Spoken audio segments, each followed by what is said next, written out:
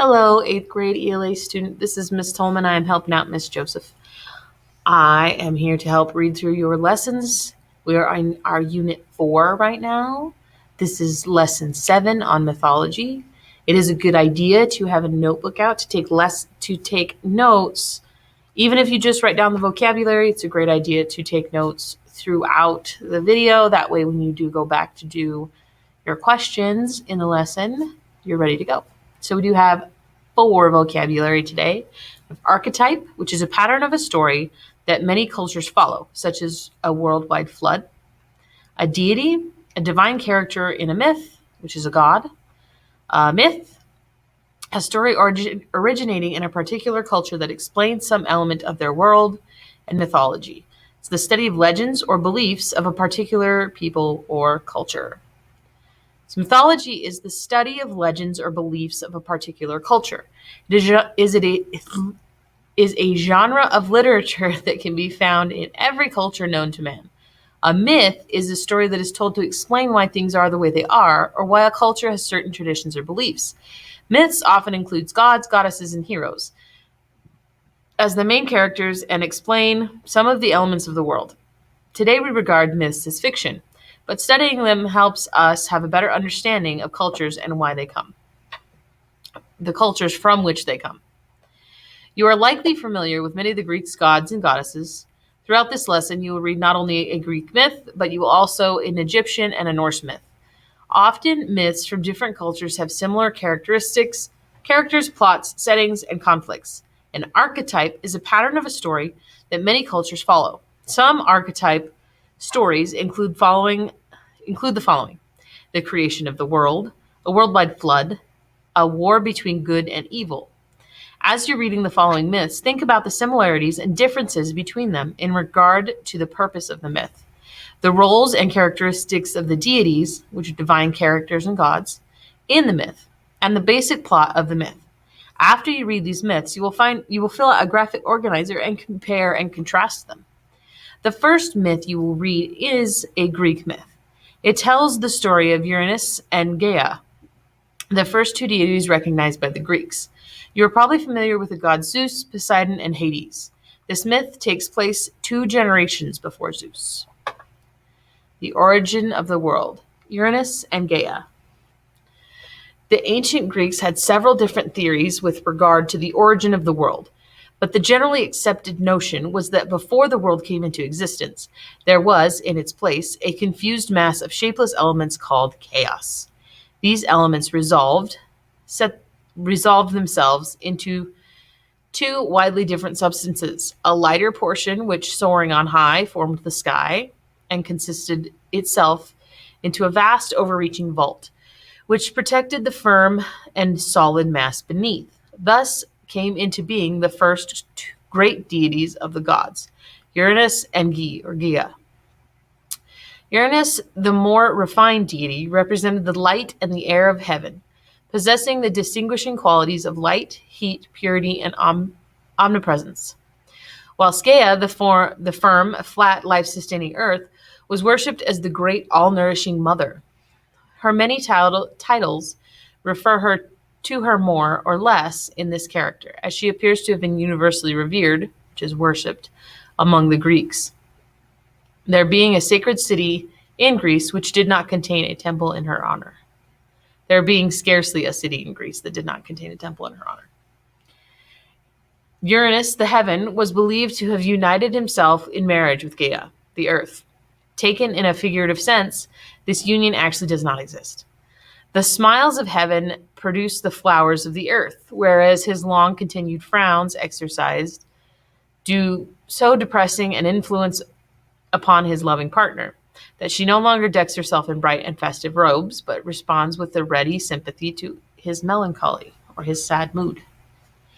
The firstborn child of Uranus and Gaia was Oceanus, the ocean stream, the vast expanse of ever-flowing water which encircled the earth. The ocean is formed from the rains which descended from heaven and the streams which flow from the earth. By making Oceanus, therefore, the offspring of Uranus and Gaia, the ancients assert that the ocean is produced by the combined influence of heaven and earth. But Uranus, the heaven, the embodiment of light, heat, and the breath of life, produced offspring who were much less material nature than his son Uranus or Oceanus. These other children of his were supposed to occupy intermediate space, which divided him from Gaia. The nearest to Uranus and just beneath him came Aether, a bright creation representing that highly rarefied atmosphere which immortals alone could breathe. Then followed Air, which was in close proximity to Gaia and represented his name, as his name implies, the atmosphere surrounding the earth, which mortals could freely breathe, and without which they would perish or die. Aether and Air were separated from each other by divinities called Nephili. These were their restless and wandering sisters who existed in the form of clouds, ever floating between Ether and Air, also produced the mountains and Pontus, the sea. She united herself with the latter, and their offspring were sea deities, Nereus, Themis, Poesis, Ceto, and Euryba. Coexistent with Uranus and Gaia were two mighty powers who were also offspring of chaos. These were Erebus and Nyx, which is darkness and light, who formed a striking contrast to the cheerful light of heaven and the bright smiles of earth. Erebus reigned in that mysterious world below where no ray of sunshine, no gleam of daylight, nor vestige of health-giving terrestrial life ever appeared. Nyx, the sister of Erebus, represented night. Uranus was supposed to have been reunited to Nyx. Should have been united to Nyx, but only in his capacity as a god of light.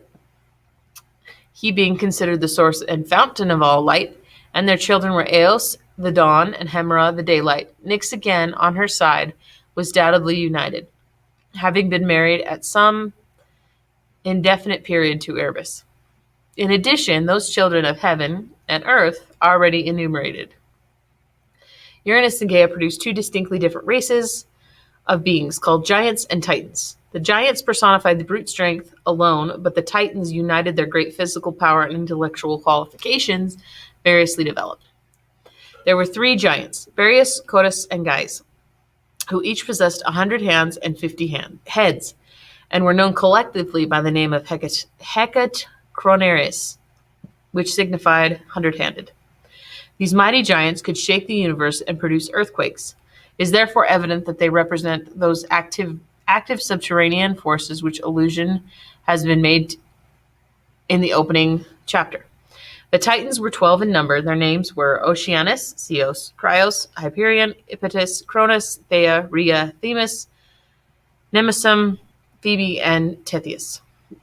Now Uranus, the chaste of light of heaven, the essence of all that is bright and pleasing, held abhorrence his crude, rough, and turbulent offspring, the giants, and moreover feared that their great power might eventually prove hurtful to himself.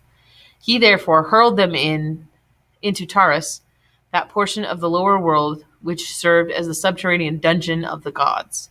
In order to avenge the oppression of their children, the giants, Gaia instigated a conspiracy on the part of Titus and Uranus, which was carried to a successful issue by her son Cronus. He wounded his father, and from the blood of the wound which fell upon the earth sprang a race of monstrous beings also called giants. Assisted by his brother Titans, Cronus succeeded in dethroning his father, who, enraged at his defeat, cursed his rebellious son and foretold him to a similar fate. Cronus now became invested with supreme power and assigned to his brothers offices of distinction, subordinate only to himself. Subsequently, however, when secure of his position, he no longer needed their assistance. He basely repaid their former services with treachery, made war upon his brothers and faithful allies, and assisted the giants, completely defeated them, sending them as resisted all his conquering arm down to the depths of Tartarus. So, pause here for a second. If there are words up there you don't know, it's a good idea to write them down and look them up. That way you know what they're talking about. Now we're going to read a myth from the Egyptian culture. It tells the story of the god Ra. Egyptian culture is one of the oldest cultures, and Egyptian mythology has grown and changed much throughout the years. The literature of the ancient Egyptians. The legend opened with a list of titles of Ra, the self-created god.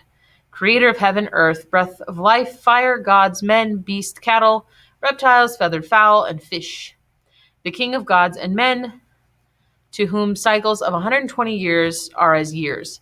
Those manifold names are unknown even by the gods. The text continues. Isis had the form of a woman. He knew the words of power, but she was disgusted with men, and she yearned for the companionship of the gods and the spirits. And she meditated and asked herself whether, supposing that she had the knowledge of the name of Ra. It was not possible to make herself as great as Ra, but in heaven and on the earth, but not only in heaven, was in heaven and she was on the earth. Meanwhile, Ra appeared in heaven each day upon his throne, but he had become old and dribbled at the mouth, and his spittle fell on the ground. One day, Isis took some of the spittle and kneaded up dust in it and made a paste into the form of a serpent with a forked tongue, so that if it struck anyone, the person struck would find it impossible to escape death. This figure she placed on the path on which Ra walked and came into heaven after his daily survey of the two lands. Soon after Ra rose up, and attended by his gods, he came into heaven, but as he went along, the serpent drove his fangs into him. As soon as he was bitten, Ra felt the living fire leave his body, and he cried out so loudly that his voice reached the uttermost parts of heaven. The gods rushed to him in great alarm, saying, "What is the matter?" At first Ra was speechless, and found himself unable to answer, for his jaws shook, his lips trembled, and the poison continued to run through every part of his body. When he was able to regain a little strength, he told the gods that some deadly creature had bitten him, something like of which had never been seen, something which his hand had never made. He said, "Never before have I felt such pain. There is no pain worse than this." All of the gods round about him uttered cries of lamentation, and at this moment Isis appeared.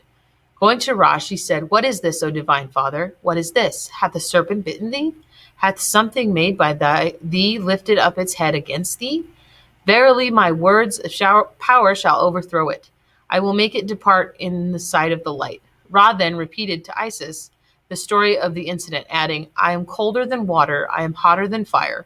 All my members sweat, my body quaketh, my eye is unsteady, I cannot look on the sky, and my face is bedwed with water as in the time of inundation."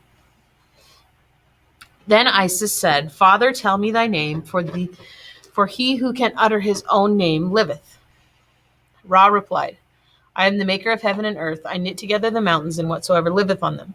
I made the waters, I made the heaven, and two hidden gods of the horizon, and put souls into the gods. I open my eyes, and there is light. I shut my eyes, and there is darkness.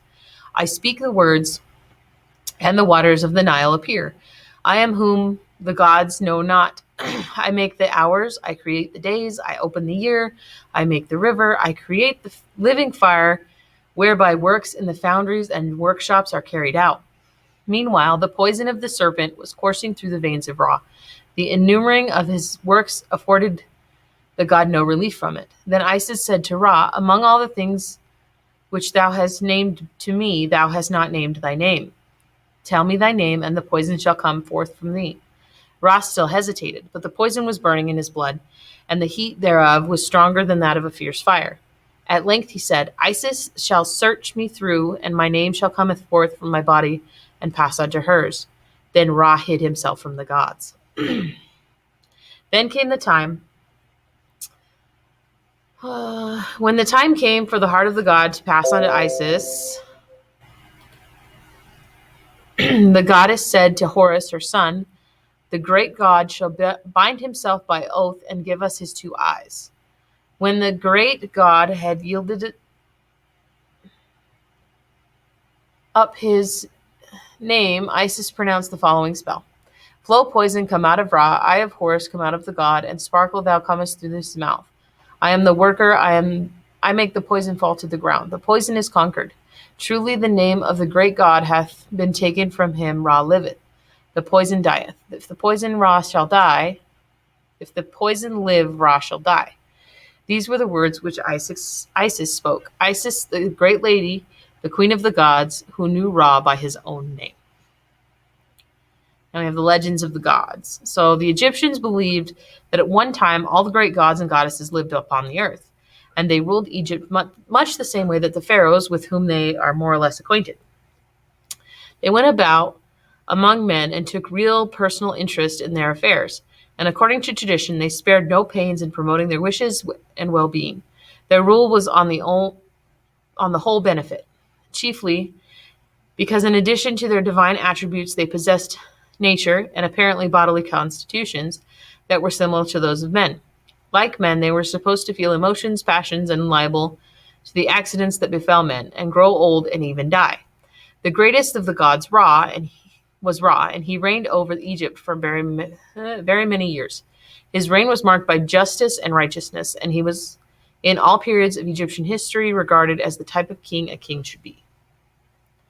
Okay, and then we've got a fancy video for you to watch. All right. The last myth you will read is a Norse myth. The Norseman means people from the north, the region that is now referred to as Scandinavia. You may recognize the elements of this story from other stories you have read, such as The Hobbit or Lord of the Rings. The following myth is a Norse creation story which tells how our world became to be according to the Norse legends. The myths of the Norsemen. Once upon a time, before ever this world was made, there was neither earth nor sea nor air nor light, but only a great yawning gulf full of twilight. There these things should be. To the north of the gulf lay the home of the mist, a dark and dreary land, out of which flowed a river of water from a spring that never ran dry. As the water, in its onward course, met the bitter blasts of wind from the yawning gulf, it hardened into great blocks of ice, which rolled far down the abyss with a thunderous roar and piled themselves on one another until they formed mountains of glistening ice. South of the gulf lay the home of the fire, a land of burning heat, guarded by a giant with flaming sword as he flashed it to and fro to the entrance, sent forth showers of sparks. As these sparks fell upon the ice blocks, they partially melted them. So when they set up the clouds of steam, and these again were frozen into hoarfrost, which filled all the space that was left in the midst of the mountains and ice. Then one day, when the gulf was full to the very top, this great mass of frosty rime warmed the flames from the home and the fire frozen by the cold airs of the home of the mist, came to life and became giant Ymir, with living and moving body and cruel heart of ice. Now that there was no tree, nor grass, nor anything that would serve as for food in the gloomy abyss. But when the giant Ymir began to grope around for something to satisfy his hunger, he heard the sound of some animal chewing the cud, and there among the ice-like hills saw a giant cow, from whose udder flowed 4 great streams of milk, and with this his craving was easily stilled.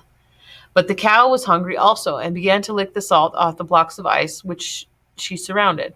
And presently, as she went on licking her strong, rough tongue, the head of hair pushed itself through the melting ice. Still the cow went on licking, until she had at last melted all the ice covering and stood there, fully revealed the frame of a mighty man.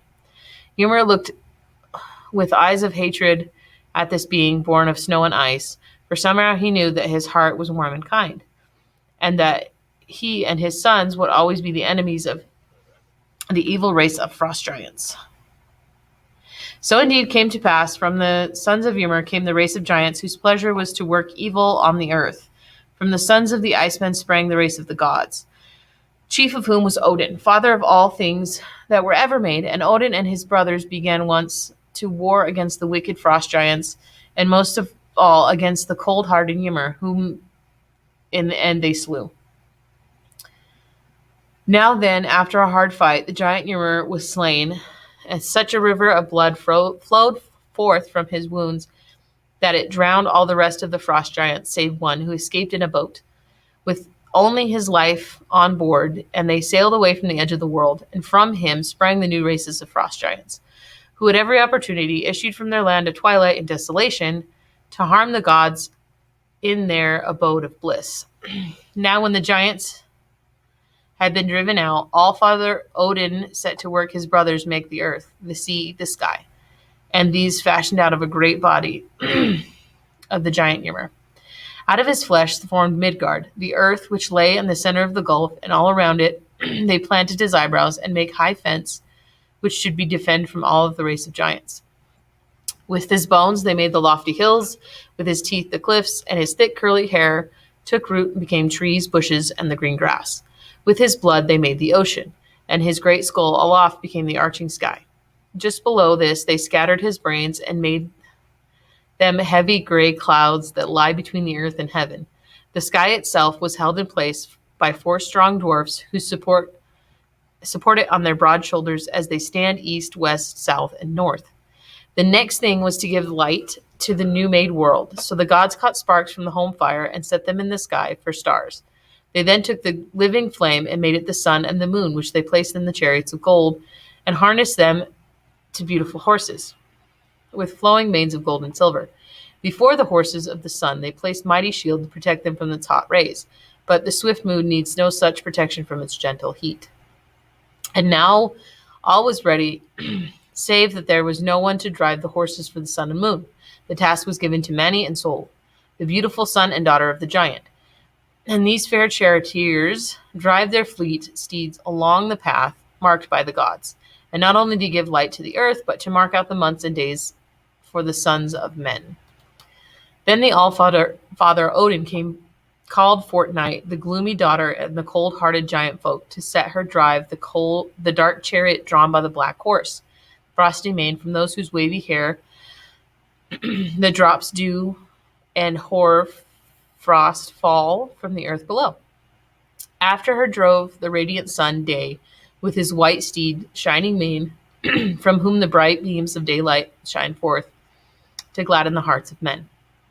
But the wicked giants were very angry when they saw all these good things, and they set in the sky two hungry wolves, that the fierce gray creatures might forever pursue them sun and moon, and devour them, so bring all the things to end. Sometimes, indeed, or to say the men of the north, the gray wolves almost succeeded in swallowing the sun or moon.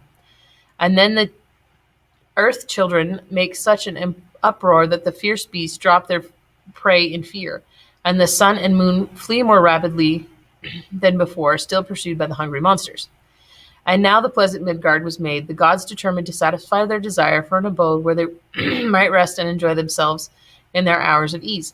They chose a subtle place far above the earth, on the other side of the great river, which flowed from the home of the mist where the giants dwelt. And here they made their abode